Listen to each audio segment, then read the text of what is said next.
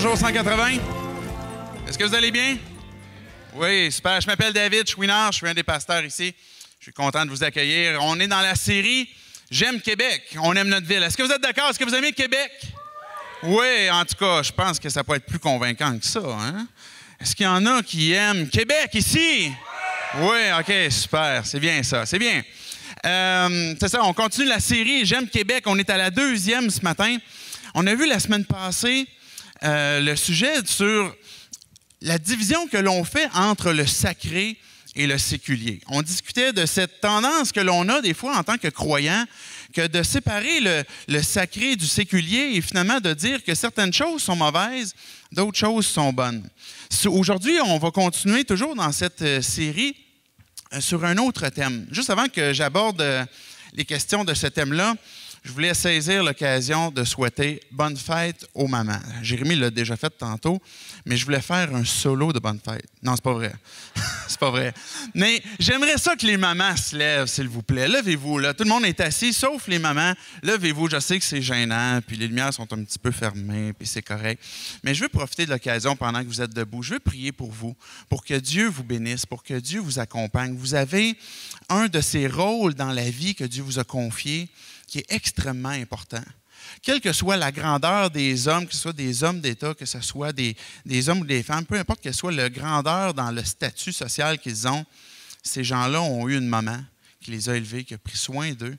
Et ça, c'est votre rôle. Que vous soyez même peut-être grand-maman aujourd'hui, que vous soyez une jeune maman, c'est un rôle extrêmement important que Dieu vous a confié. Et je veux honorer ça et je veux prier pour vous ce matin. Seigneur, on vient devant toi pour te louer et puis pour t'adorer parce que tu es un grand Dieu. Tu prends soin de nous de toutes sortes de façons. Et je veux te louer, Dieu. On te loue et on t'adore ce matin pour ta sagesse, ta grandeur, ton intelligence que d'avoir créé les mamans. Parce que sans elles, Dieu, on ne serait pas là. Et je te demande de les bénir, que d'en prendre soin. Elles ont un rôle extrêmement important et elles ont des défis aussi qui sont grands, que ce soit comme grand-maman, d'accompagner peut-être leurs filles à être des mamans, que ce soit des mamans qui ont des jeunes enfants ou des adolescents. Dieu, je te prie pour chacune d'entre elles, que tu leur donnes ta sagesse, que ta sagesse soit sur elles, que ta bonté soit sur elles, ta grâce et ta miséricorde. Accompagne-la, bénis-la et donne-leur ta patience aussi. Parce que je me doute que ça doit prendre de la patience pour être maman. Alors, tout cela, c'est dans le nom de ton précieux Fils Jésus-Christ que l'on prie. Amen. Merci, chère maman. Vous pouvez vous asseoir. J'aime Québec. C'est la série qu'on a commencée, comme je disais tantôt, où on se pose certaines questions. Par exemple, est-ce qu'il y a une distinction nécessaire entre le sacré et le séculier qu'on a vu la semaine passée, que j'ai parlé? Les zones grises, quand on est des croyants et puis qu'on vit dans le monde, est-ce qu'il y a certaines zones qui sont blanches, d'autres noires, puis d'autres grises? Et comment finalement traiter ces situations-là? Si on vit dans une culture, on vit dans notre monde, on vit sur le plancher des vaches, on a une vie au quotidien. Et comment est-ce qu'on vit là-dedans? Comment est-ce qu'on se comporte là-dedans? C'est des questions qu'on veut avoir pour aussi réfléchir à savoir comment est-ce qu'on peut avoir un accès à notre culture puis aimer notre culture. La justice sociale, comment est-ce qu'on se positionne en tant que croyant sur la justice sociale? Ce matin, on va simplement effleurer cette question-là, mais quand je parle de justice sociale, jusqu'où les croyants vont s'investir dans des mouvements militants pour les droits de l'homme ou quelle que soit la discussion, c'est une des questions qu'on va voir. Ce matin, la question qu'on va se poser, toujours en perspective à notre ville, Dieu nous a donné que d'être des témoins. Si vous êtes un enfant de Dieu, vous êtes repenti, vous avez demandé à Dieu, Dieu, je veux que tu sois mon maître, je veux me repentir de mes péchés, faire un 180 et je veux vivre pour toi. Ce que les Écritures nous disent, c'est que Dieu veut t'utiliser pour être un témoin, pour être son témoin. Et à cela, ce qu'il a pourvu, c'est te donner son esprit. Je le citais dimanche dernier, vous recevrez une puissance et vous serez mes témoins, que Jésus dit. Et vous serez vos témoins en commençant où? Dans votre ville. Quand Jésus parlait à ses disciples, il parlait pour Jérusalem. Alors, nous, on est à Québec aujourd'hui, en 2014, et Dieu veut que vous soyez des témoins, si vous êtes un enfant de Dieu, que vous soyez des témoins dynamisés par le Saint-Esprit qui est avec vous, qui est sur vous, pour que vous soyez des témoins dans la ville ici à Québec. Et comment rejoindre notre ville? Est-ce qu'en tant que croyant, si on vit dans une société qui est de plus en plus fermée sur le spirituel, comment est-ce qu'on va faire pour rencontrer notre culture, pour pouvoir avoir un contact pertinent en tant que témoin? Est-ce qu'on devrait avoir une attitude fataliste, c'est-à-dire qu'on se dit, bien, la foi est tellement en dérape, où il y a tellement un refroidissement finalement par rapport à la foi que on devrait avoir peu d'espérance que les gens autour de nous finissent par avoir cette foi ou de croire finalement en Dieu. Est-ce qu'on devrait avoir cet esprit défaitiste? Je veux qu'on résiste à cet esprit-là. Je veux qu'on résiste à la réflexion que Dieu n'est plus pertinent pour notre temps. Dieu est encore pertinent. Dieu fait encore du sens pour nos vies à nous aujourd'hui. Dieu fait encore du sens pour nos contemporains encore aujourd'hui. Même si les gens pensent que Jésus est passé date ou que c'est passé mode, c'est encore celui qui peut transformer les vies. Le seul qui peut transformer ma vie et ta vie. Et c'est Jésus-Christ qu'on veut proclamer. C'est celui-là qu'on veut croire et de qui on veut être le témoin. Juste avant que j'aille plus loin sur le thème de ce matin, on a quelques dimanches qui sont planifiés. Et à la fin, si on peut mettre la prochaine slide, le 8 juin, ce sera notre dernier discours sur J'aime Québec, être des témoins dans sa ville. Et le 8 juin, on vous propose ce que j'ai appelé un panel, je ne sais pas quelle serait la version francophone de ça, mais où moi et Tim, on serait en avant et puis on aimerait pouvoir répondre à vos questions. Alors déjà, dès à présent, vous pouvez envoyer vos questions, que ce soit par exemple par courriel. Vous voyez, j'ai mis l'adresse courriel ici. Vous pouvez utiliser l'inbox de Facebook. Vous pouvez même peut-être poster directement votre question sur le Facebook.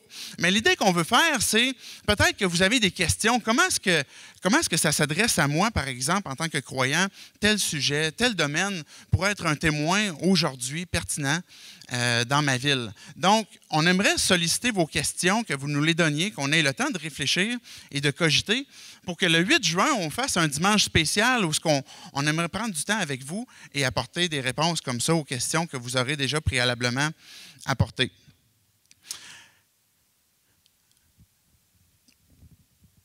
Comment aimer notre ville? Si comme je disais tantôt, de plus en plus, il y a un refroidissement par rapport à la foi. Comment est-ce qu'en tant que croyant, on se positionne dans notre témoignage? J'aimerais apporter 2 citations. Une première citation qui est une blogueuse, Catherine Dorion. Le titre de son blog, c'est « Du front tout le tour de la tête ». Ce que Catherine dit, c'est que les moins de 35 ans, et j'ai apporté la citation de Catherine qui à ma connaissance, ne s'identifie pas nécessairement comme une croyante, mais qui a grandi ici à Québec. Et elle dit, les moins de 35 ans sont nés dans les pelletés de publicité et de slogans vides qui caractérisent notre monde depuis le début des années 80. Nous sommes passés maîtres dans l'art de départager la sincérité et l'intelligence de la bullshit, excusez le mot, des vendeurs d'idées creuses, de chars. Une sincérité authentique, directe, est la seule chose qui puisse attirer notre attention au milieu de cet écœurant flafla quotidien. Ce que je trouvais intéressant à travers la citation de Catherine Dorion, et dans une perspective d'une personne qui est dans notre monde, dans notre culture, qui vit ici à Québec. Et ce qu'elle est en train de dire, c'est que de plus en plus, les gens de 35 ans et moins, notre société, on a de la difficulté aux messages qui nous sont apportés. Il y a des slogans qui ont été apportés à pelleter, comme elle dit, et puis de plus en plus, on est frileux au type de message qu'on va nous apporter. Et à partir du moment où ça n'a plus de sincérité ou d'authenticité, bien, les gens de notre société dans laquelle on vit présentement sont rapidement déconnectés du message qu'on pourrait leur apporter. Un autre article que j'ai apporté qui vient de l'Université Laval, Changement de cap, l'article est intitulé comme ça, qui a été écrit le 24 avril 2014. Le journal, c'est Le Fil, qui est le journal de la communauté universitaire. Ce que cet article-là dit, ce qui est très intéressant, c'est qu'il a apporté finalement une étude qui a été faite il y a plusieurs années sur la foi des jeunes du cégep, de cet âge-là à peu près, il y a plusieurs années. Et ce même questionnaire a été fait aujourd'hui pour voir quelle est la différence entre les deux. Comment est-ce que l'évolution de la foi des jeunes de notre société, elle en est rendue par rapport aux années antécédentes. Alors, je commence la citation. Ça dit « En ce qui concerne les croyances dites traditionnelles, même bouleversement. En 2014, 47 % ne s'identifient à aucune religion, alors qu'ils étaient 9 % en 88. Ce que ça veut dire, c'est qu'en 88, 9 % de gens ne s'identifiaient à aucune religion. Maintenant, c'est 47 %. Toujours en 88, 63 % disaient croire en Dieu et 40 % estimaient que Jésus-Christ était Dieu. Ces pourcentages s'élèvent respectivement à 21 % et 8 %. Ça veut dire qu'il y a 21 % de gens aujourd'hui, de ces jeunes qui ont été questionnés au Cégep Sainte-Foy, dire croire en Dieu à un sens large, et 8 % de ces jeunes-là disent croire que Jésus-Christ est le Fils de Dieu. La citation, toujours du journal, une deuxième citation. Alors en quoi on foi les jeunes en 2014? Principalement en eux, insiste Alain Bouchard. La preuve des affirmations comme « je suis une bonne personne, je fais bien ce que j'ai à faire, j'ai une belle personnalité » recueille toutes les réponses positives dans les proportions supérieures à 65 %. Ils sont également nombreux à se dire préoccupés par la violation des droits de l'homme et la pauvreté. Ce clin d'œil de notre société dans laquelle j'ai voulu nous plonger ce matin, on se pose la question, comment est-ce que nous, en tant que croyants, on peut aimer notre culture qui, elle, se dit de plus en plus distante par rapport à Dieu, par rapport à la foi? La première citation de ce que je citais de Catherine, elle dit que finalement, on est très frileux à partir du moment qu'on a un message qu'on est en train d'apporter. Notre culture est très sensible à tout ce qui pourrait être susceptible de ne pas être authentique ou être vrai. Et ce que le journal apporte, du journal de l'Université Laval, ce qu'il dit, c'est un peu la même chose, c'est-à-dire que les gens de notre société sont de moins en moins croyants. Aimer la ville. Dieu nous appelle en tant que croyants à aimer les gens qui sont près de nous. Quelle réponse est-ce que l'on trouve quand on se pose justement cette question? Comment aimer notre culture? Comment aimer notre ville, même si elle n'aime pas Dieu? Il y a présentement dans le monde des guerres qui se créent à cause des religions. Présentement dans le monde, il y a des guerres qui se font de chrétiens qui tuent des musulmans. Et ça se passe présentement, et vice-versa, et d'autres religions. Est-ce que ça, c'est le modèle à reproduire? Est-ce que si finalement on se dit, ben moi, je suis un croyant, et puis l'autre qui ne croit pas la même chose que moi, ben dans ce cas-là, je ne l'aimerais pas. Là. Je ne peux pas l'aimer parce qu'il ne pense pas au même Dieu que moi, il ne croit pas au même Dieu que moi. Est-ce que c'est le réflexe ou la pensée que l'on devrait avoir? Évidemment, dans notre société, heureusement encore aujourd'hui, on trouve ça grossier que de penser comme ça. Mais en même temps, on doit être vigilant à voir que notre pensée n'est pas en train de diviser justement le fait qu'on va aimer ceux qui sont aimables, ceux qui font bien les choses, mais ceux qui ne pensent pas comme nous, on va en faire une distinction. Ce que Jésus a fait, c'est qu'il a aimé sa ville. Ce que Jésus a fait, c'est qu'il a aimé sa culture. Jésus qui est Dieu, qui s'est incarné, puis qui a vu notre misère, qui a vu la difficulté humaine que de se sortir tout seul de son péché. Le Père a envoyé son Fils pour venir nous rencontrer. Et Jésus, en venant nous rencontrer, s'est identifié à la culture. La parole dit qu'il a participé au sang et à la chair. On peut l'appeler frère. Et ça, le sens qu'il y a derrière ça, c'est justement que Jésus est venu prendre notre nature humaine sans prendre le péché, sans avoir péché non plus. Alors, Jésus qui est venu sur terre a aimé sa culture, a aimé évidemment le peuple juif, mais a aimé aussi les étrangers, a aimé les gens avec qui il a vécu sur la terre. Et la réponse que l'on trouve ce matin quand on se dit, mais maintenant, nous, en tant que croyants, comment aimer notre culture, comment aimer notre ville et être des témoins pertinents? Mais la réponse, on la trouve dans Jésus. La réponse, on la trouve, comment est-ce que lui s'est comporté sur la terre?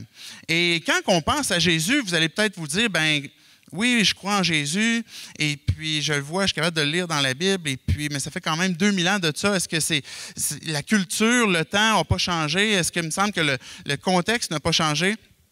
Certainement que le contexte a changé. Certainement qu'on n'est plus, là, 2000 ans passés, puis les choses ont changé, bien que la Bible dit qu'il n'y a rien de nouveau sur le soleil quand même.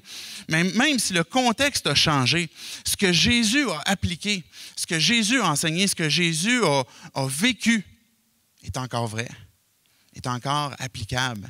Et c'est ce qu'on appelle, là, c'est un mot pas pire au Scrabble, contextualiser. Si vous contextualisez, c'est ce qu'on a besoin de faire en tant que croyant. L'idée de contextualiser, c'est de prendre les vérités qu'on ne change pas, qu'on ne doit jamais altérer, parce que c'est la vérité qui libère, c'est la vérité qui délivre, c'est la vérité qu'on veut qu'elle soit présentée. Mais cette vérité-là va changer peut-être de vêtements, c'est-à-dire que son essence ne changera pas, sa nature ne changera pas, mais on va l'appliquer pour notre culture, la façon que Jésus a aimé il y a 2000 ans. On va vivre les mêmes vérités pour notre culture aujourd'hui, de la même façon. Et c'est encore pertinent et encore actuel. Ce que j'aimerais qu'on retienne ce matin, c'est aimer tout simplement. Aimer comme Jésus. C'est le message que Dieu nous donne. C'est le message que Dieu veut qu'on retienne ce matin. Aimer notre prochain. Cet amour que Jésus a eu pour nous, ce qu'il nous a enseigné, c'est les 2 plus grands commandements. On en avait déjà parlé il y a quelques mois. Aime ton Dieu, qui est le plus grand commandement, de tout ton être, et aime ton prochain comme toi-même. Et quand Jésus a commenté ces 2 plus grands commandements-là, il a dit, de ces 2 commandements-là découle toute la loi. De ces 2 commandements-là découle tout le reste. Quand que j'aime mon prochain, quand que j'aime comme Jésus, je suis en train d'appliquer la loi. Aimer tout simplement. Et quand on regarde la vie de Jésus, et ce que je veux que l'on voit ce matin, c'est, ça veut dire quoi aimer comme Jésus? On va voir des gens qui ont gravité dans la sphère de Jésus. Par exemple, Jacques, le frère de Jésus, Jean, un des apôtres, Pierre, un autre apôtre, Jésus lui-même. Qu'est-ce qu'ils ont retenu des leçons d'amour que Jésus leur a données? Et c'est ces leçons-là que je veux qu'on retienne ce matin. Aimer tout simplement comme Jésus, ça veut dire quoi? Qu'est-ce que ça veut dire? Quand on regarde la vie de Jésus, on voit Jésus prendre soin des personnes. On voit Jésus s'asseoir et accueillir des enfants. Si vous vous souvenez de cette histoire-là, les disciples qui trouvaient que Jésus était trop occupé, peut-être trop supérieur pour accueillir les enfants, bien Jésus a dit aux disciples, laissez-les venir, Il les a pris, il les a assis sur ses genoux. À un moment donné, Jésus, il marchait, il y avait une foule qui suivait Jésus. Et on peut imaginer une foule qui fait du bruit et qui avance. Et puis à un moment donné, il y a un homme qui était assis sur le bord du chemin et qui criait « Jésus! Jésus! » Puis à un moment donné, Jésus s'est tourné puis a arrêté la foule. Puis il est allé voir cet homme-là, qui était un aveugle. Et Jésus a pris le temps de rencontrer cet aveugle-là. Jésus a pris le temps de nourrir des foules. Jésus a pris le temps de toucher des gens qui étaient socialement impurs, qui étaient exclus de la société, des gens qui avaient la lèpre et puis qui Jésus a pris le temps de toucher, d'avoir un contact humain avec eux. Ça, c'est le caractère que l'on voit de Jésus et c'est ça que Jésus nous apprend. Comment est-ce que Josée a sauvé une femme adultère d'une mort certaine à cause de son péché? Comment est-ce que Jésus a chassé un démon sur une petite fille, par exemple, la mère qui n'était pas une juive, qui n'était pas du peuple juif, qui venait de la Syrie, une syro-phénicienne, est venue voir Jésus puis a dit « S'il te plaît, viens à mon aide, viens à l'aide de ma fille. » Et Jésus l'a aidé, Jésus l'a accompagné. Ça, c'est l'amour que Jésus avait pour les gens. Maintenant, aimer comme Jésus aime, ça veut dire quoi? Aimer, c'est s'intéresser aux gens. Aimer, c'est partager. Des fois, on se dit en tant que croyant que on veut partager notre foi, on veut partager en qui on croit. Et évidemment, c'est une chose importante, une belle chose, une bonne chose. Mais on se pose des fois la question, comment ça se fait que je partage si peu? Comment ça se fait que les églises ont si peu de témoignages dans leur ville? Comment ça se fait que si peu d'incroyants sont en contact avec l'Évangile et qu'ils entendent si peu la croix? Comment ça se fait que les croyants sont des lumières qui peut-être finalement sont cachées en dessous du boisseau, comme Jésus disait? Comment ça se fait? Le fait de partager, c'est un produit. Je crois que c'est un produit qui vient de l'amour. Je disais tantôt que l'amour, en fait, je citais Jésus qui disait « de l'amour découle tout le reste ». Quand on a envie de partager, c'est parce que l'on aime. Quand on a envie de partager, quelle que soit la chose, les pays ont de la misère à partager leurs frontières. Il n'y a pas grand pays qui veut partager ce qu'ils ont parce qu'ils tiennent à ce qu'ils ont. Mais quand on a cet esprit de retenir ce que l'on a, souvent, c'est à cause d'un manque d'amour qu'il y a derrière. Quel est notre amour envers notre ville? Et quand je dis notre ville, ce n'est pas le temps qu'on est chauvin de Québec puis il y a des beaux bâtiments, mais les gens qui vivent autour de vous. Quel amour est-ce que l'on a pour eux? Et quand on se met à aimer les gens, on a envie de partager. Jésus disait, j'ai apporté une citation de Jésus, je disais tantôt qu'on va utiliser différents textes de gens qui ont gravité dans l'environnement de Jésus. On va commencer avec Jésus lui-même. Il disait que le plus grand amour que quelqu'un puisse montrer, c'est de donner sa vie pour ses amis. Qu'est-ce que ça veut dire que de donner sa vie? Est-ce que ça veut dire qu'évidemment, on comprend que Jésus allait donner sa vie, qu'il allait mourir pour le monde, qu'il a témoigné de son amour, mais comment est-ce que ça s'applique à nous aujourd'hui? Est-ce que vous avez donné votre vie hier à quelqu'un? Les aspects de nos vies, c'est du temps, c'est de l'intérêt, prendre le temps d'écouter. Les gens qui sont près de vous, que ce soit des gens à l'école, que ce soit des membres de votre famille, que ce soit des gens que vous rencontrez au gym, que ce soit des collègues de travail, est-ce que vous vous intéressez à eux? Jésus, il s'intéressait aux gens. Il s'intéressait aux gens. Est-ce que vous prenez le temps de connaître les gens qui gravitent dans votre environnement? Est-ce qu'on prend le temps, et ça, c'est de donner sa vie? Qu'est-ce qu'on a de plus cher sur Terre? C'est du temps. On enlève le temps, on n'a plus grand-chose. C'est le temps que vous avez de plus cher. Et quand vous prenez le temps de vous arrêter, sinon même de ralentir, vous êtes en train de donner une partie de votre temps, de votre vie. On est en train de prendre le temps de s'intéresser, prendre connaissance sur ce que nos proches ont comme intérêt. À un moment donné, j'avais un ami, je pourrais parler au présent, mais on ne se côtoie plus. J'avais un ami, quand j'étais à Sherbrooke, que j'ai passé avec lui du temps à la Polyvalente. Et puis, quelques temps après, j'ai déménagé ici à Québec.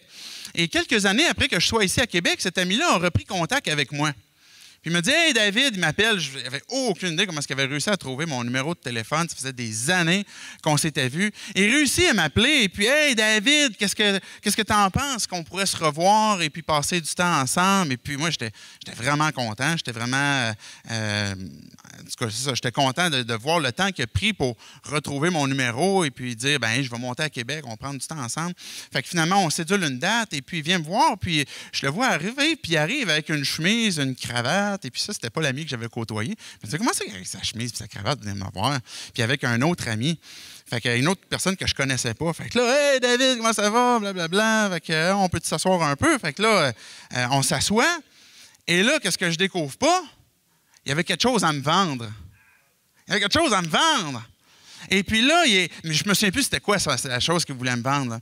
Mais tu sais, tantôt, je parlais de Catherine Dorion, là, qui parlait des messages qu'on reçoit, des publicités vides qu'on reçoit, etc. Puis qu'on est sensible à tout ce qui n'est plus authentique. Quel intérêt, finalement, cet ami, malheureusement, avait à mon égard. Du moins, j'étais content qu'il ait pris contact avec moi, mais j'étais déçu de voir que ce qu'il avait, son intérêt qu'il avait derrière, c'était de m'amener quelque chose à vendre. Et... des fois, quand on se place dans cette position de croyant, on pourrait agir d'une situation semblable. C'est-à-dire qu'on prend contact avec des gens et on oublie l'idée que, comme Jésus faisait, il s'intéressait aux gens. Et je ne suis pas en train de dire que c'est mal de vendre des choses. Là. Évidemment, c'est correct. C'est correct de vendre des choses. L'idée qu'il y a derrière, c'est l'approche que l'on a avec les gens. Quel intérêt est-ce qu'on porte? Est-ce qu'on est capable de dire que... à quoi nos voisins, nos collègues de travail s'intéressent? Quel est leur intérêt, leur rêve, leur aspiration? Ce que Jésus faisait, il s'arrêtait. Il prenait le temps.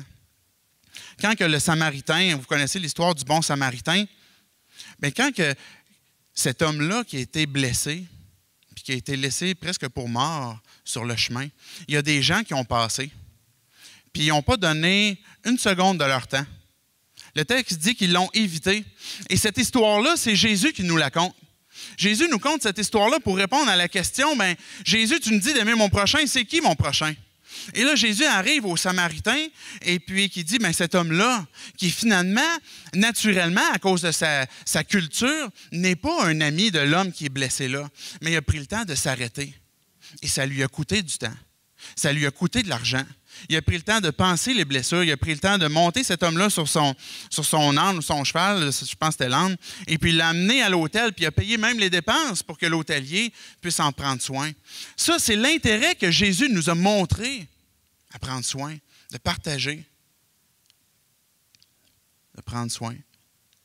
Je disais tantôt que aimer, c'est s'intéresser aux gens. Aimer, c'est sans discrimination. Quelle discrimination est-ce que Jésus faisait des gens?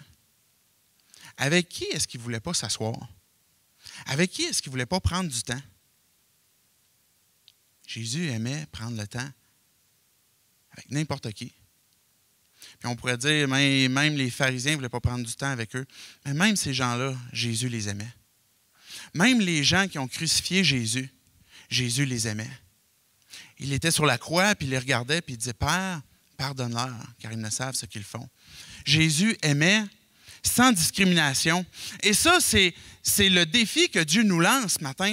Aimer simplement, ça veut dire quoi? Aimer sans discrimination. Jacques, le frère de Jésus, nous a laissé un texte. Il nous dit, je vais lire la phrase bientôt, mais il nous dit, juste pour donner le contexte, imaginez que quelqu'un rentre à l'endroit où vous êtes accueillis présentement. Et puis que là, cette personne-là rentre et puis finalement, elle est super bien vêtue, là, des gros bijoux et puis de toute évidence, elle est riche. Et là, de quelle façon est-ce qu'on va l'accueillir? On va aller la voir puis on va lui dire, « Hey, toi, viens ici, on a une place juste pour toi, direct ici en avant. » De toute façon, ça n'a pas de l'air convoité, les places en avant. Là. On va dire, on a une belle place pour toi juste en arrière qui sont plus convoitées pour notre contexte aujourd'hui. Mais ce que Jacques est en train de nous dire, c'est imaginez ça, là, quelqu'un rentre et puis tu dis, « OK, toi, viens t'asseoir ici parce que à cause de ton argent, on veut te donner une bonne chaise. Et puis là, il y a un autre pauvre qui rentre, et puis lui, bon, il est un peu, peut-être moins bien habillé, il a les cheveux un peu ébouriffés, puis il s'est pas fait la barbe un matin, il est en jeans puis un T-shirt. Un peu peut-être comme moi. Et puis, finalement, on lui dit, bien, ce gars-là, bien, toi, regarde, j'ai un pouf pour toi en arrière. Tu peux prendre mon marchepied, tu peux prendre mon pouf, assis-toi là-bas en arrière, puis dérange pas trop, s'il te plaît. Mais Jacques, ce qu'il est en train de nous dire, Jacques qui a grandi avec Jésus, puis Jacques a cru en son propre frère beaucoup plus tard aussi. C'est ça qui est intéressant, parce que Jacques a pris du temps avant de croire en son frère. Je ne sais pas s'il chicanait avec. Évidemment, Jésus était sans péché. Mais bref, Jacques, il dit, mais quand vous agissez comme ça, quand vous agissez ainsi, et là, je suis en train de lire la citation en arrière de Jacques 2, verset 4, est-ce que vous ne faites pas de différence entre vous?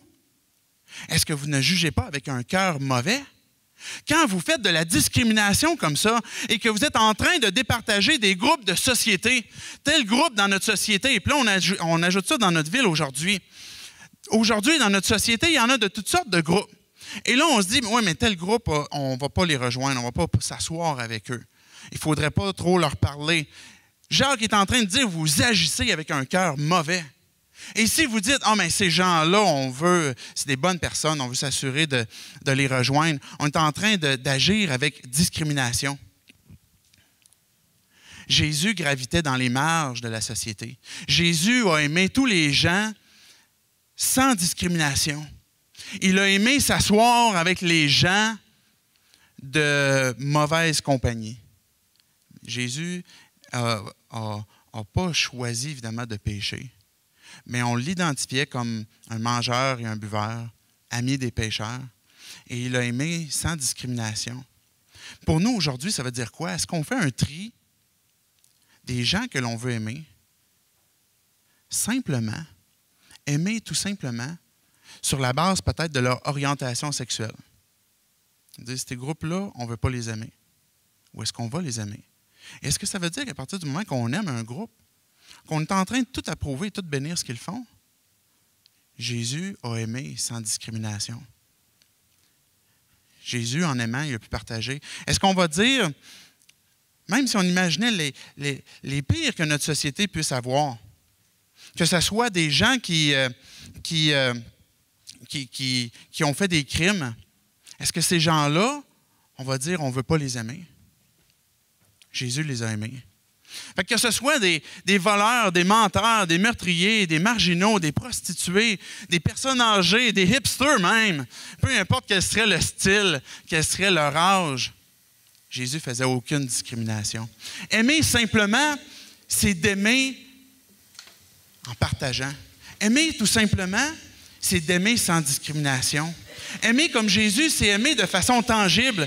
1 Jean 3 nous dit, si quelqu'un ayant largement de quoi vivre, voit son frère dans le besoin, mais lui ferme son cœur, comment peut-il prétendre qu'il aime Dieu?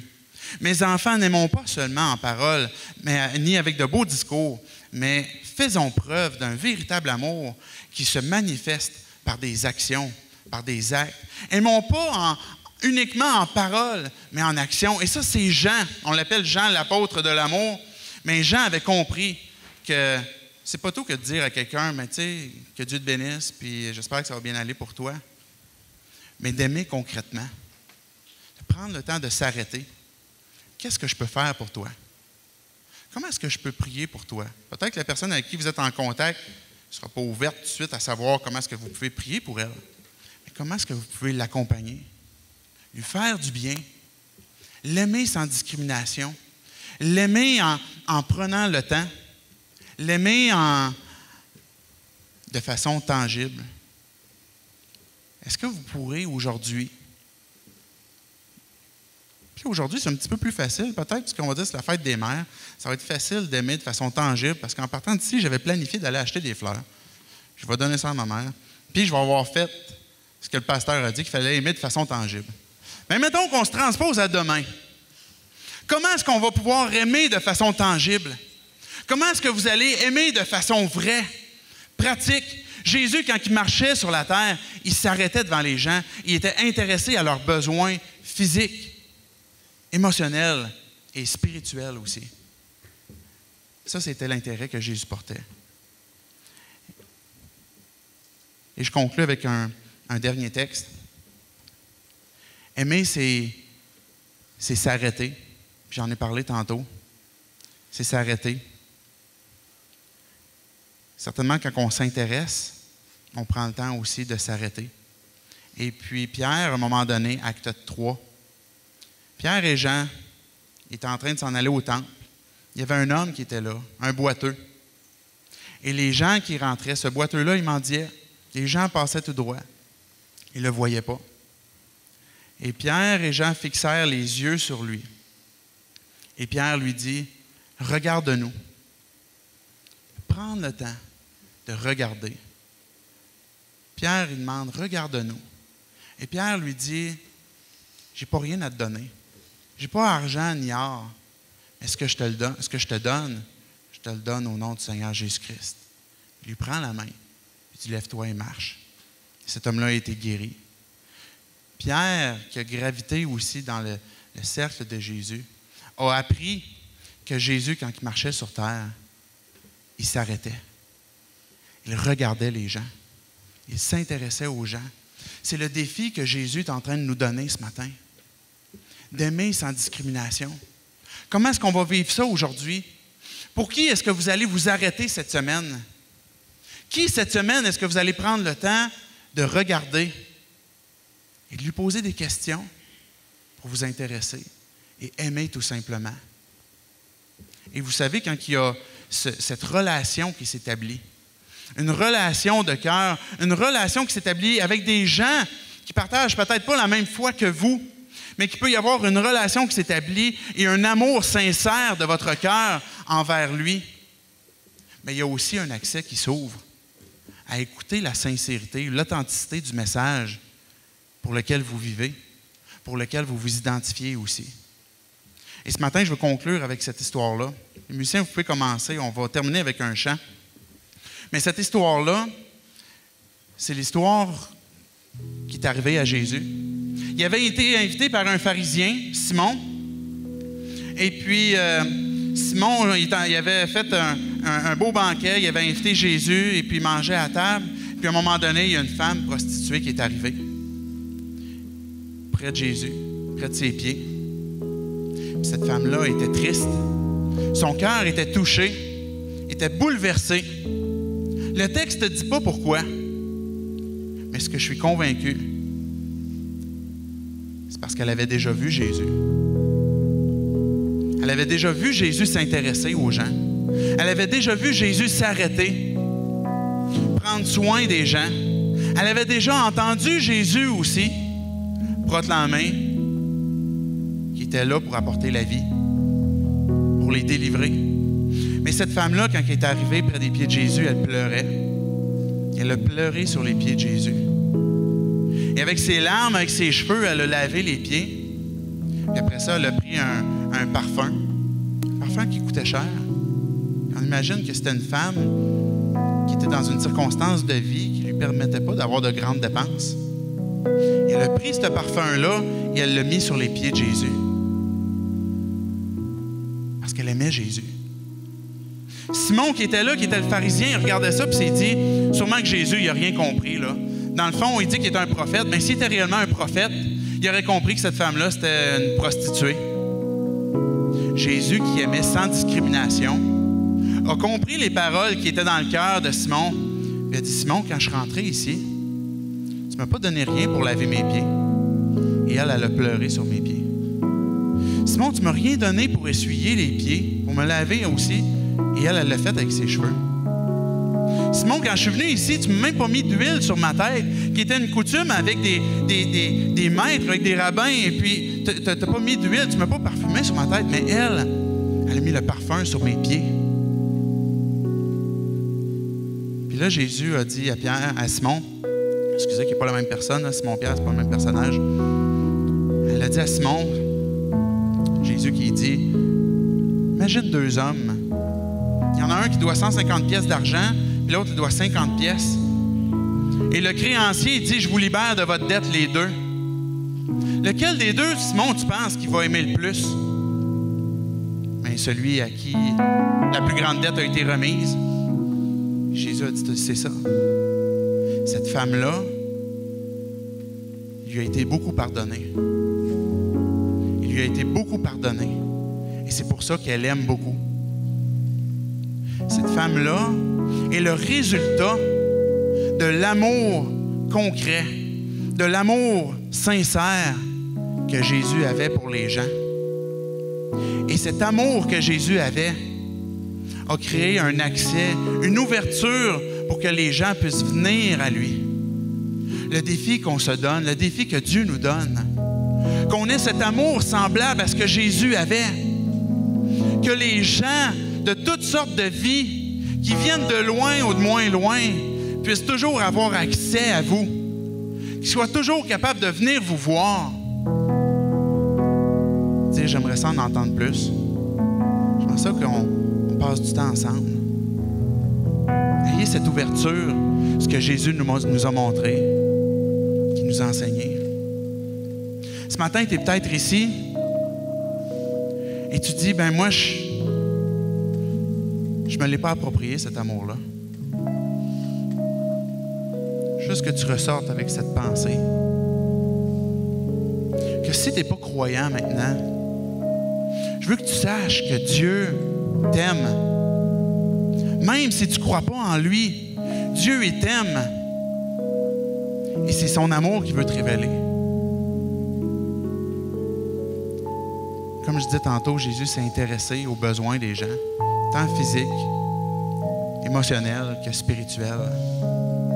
Et le plus grand besoin que chacun d'entre nous en a, quelle que soit la situation de vie dans laquelle tu es présentement, c'est d'être libéré d'un mal qui est ici, que tu ne peux pas faire par toi-même. D'être libéré d'un mal qui est là, que la Bible appelle le péché. Et c'est pour ça que Jésus est venu. C'est pour ça que le Père qui t'a tant aimé, qui t'a donné ce qu'il y avait de plus cher, son Fils, c'est pour ça que Jésus qui t'a tant aimé, t'a donné sa vie. Pour que tu te repentes, tu te dis, j'ai besoin de toi, Dieu. J'ai besoin de toi. Je veux être réconcilié avec toi. Je veux devenir ton enfant. Ça, c'est un amour qui est toujours disponible. La seule responsabilité qui te revient, c'est de dire, oui, Dieu, je veux être aimé. Et oui, Dieu, je veux abandonner cette vie, repentir de ce mal-là et être libéré par toi. Dieu, on te loue ce matin. On t'adore pour ton amour infini. Jésus, tu nous as enseigné à aimer en s'intéressant aux gens, à aimer sans discrimination, à aimer d'une façon tangible, à aimer en prenant le temps de s'arrêter. Rappelle-nous ces vérités, Dieu. C'est toi qui vis en nous. On veut être tes témoins. Tu nous as appelés à être tes témoins, à ouvrir la bouche pour toi, mais on veut être tes témoins de ton amour, de la vie que tu places en nous. Ce témoin de ce message aussi, qui est libérateur, qui transforme ce message d'amour. Dieu, prends nos vies, transforme-les. Dieu, si on est ici ce matin, si je suis ici ce matin et je ne te connais pas, que j'ai jamais accepté ton amour, ce matin, Dieu, je veux te dire que moi aussi, je veux être pardonné. Comme cette femme qui est venue laver tes pieds, Jésus. Pardonne-moi. Libère-moi de ce mal que je ne suis même pas capable moi-même de me débarrasser, que je veux arrêter de faire. Mais par ta grâce, par la confiance que je place en toi, je veux devenir ton enfant et te suivre. C'est par le nom de Jésus-Christ qu'on t'a prie.